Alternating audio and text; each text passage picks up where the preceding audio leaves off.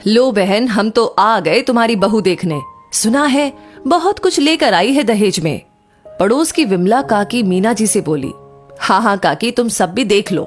हमने तो कह दिया था जो भी सामान दो वो बढ़िया होना चाहिए।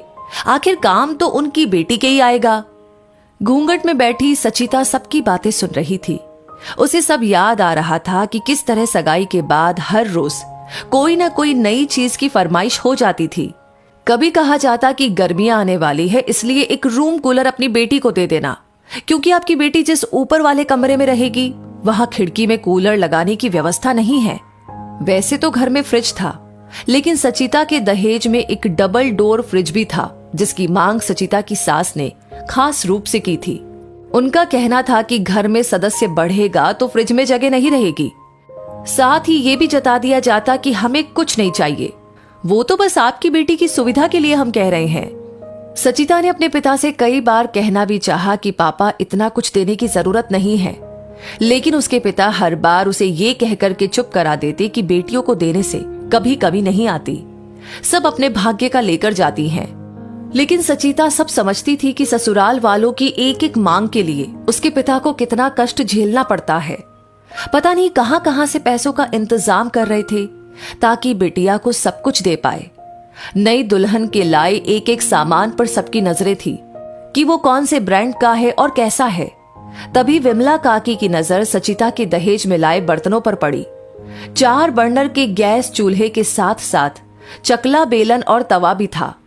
ये देखते ही कमला काकी ने तंज कसते हुए कहा, ये क्या मीना, नई बहुरिया तो अपने साथ चकला बेलन भी लेकर आई है।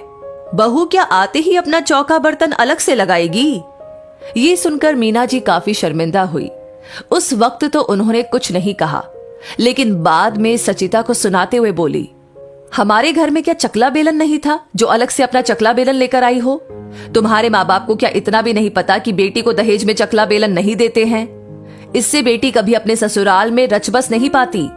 माँ जी, वैसे तो इस घर में सब कुछ है, फिर भी बड़ी बड़ी चीजें आप लोगों ने मांग कर ली है, फिर इन छोटी छोटी चीजों को देने में मेरे पापा पीछे कैसे हट सकते थे? जिस तरह मेरे लिए इस घर में फ्रिज और कूलर नहीं थे, तो उन्होंने सोचा कहीं रोटी बनाते वक्त आप ये ना कह देगी तुम्हारी रोटी बनाने में हमारा चकला बेलन घिस गया। सचिता की बात सुनकर मीना जी स्तब्ध रह गई।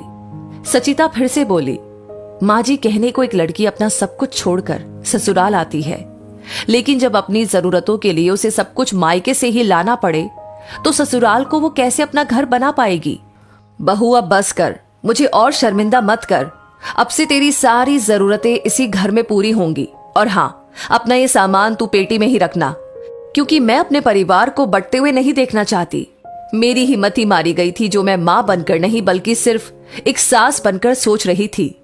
सचिता खुश थी कि आज उसने अपनी बात सबके सामने रख दी, नहीं तो शायद उम्र भर उसे अपनी जरूरतों के लिए अपने मायके वालों पर ही निर्भर रहना पड़ता। तो दोस्तों, इस कहानी के बारे में आपकी क्या राय है? आप क्या कहना चाहते हैं? कमेंट सेक्शन में अपनी राय हमें जरूर बताएं। साथ ही साथ ऑलरेडी आपने लाइक कर दिया है तो इस वीडियो को शेयर करना बिल्कुल ना भूले।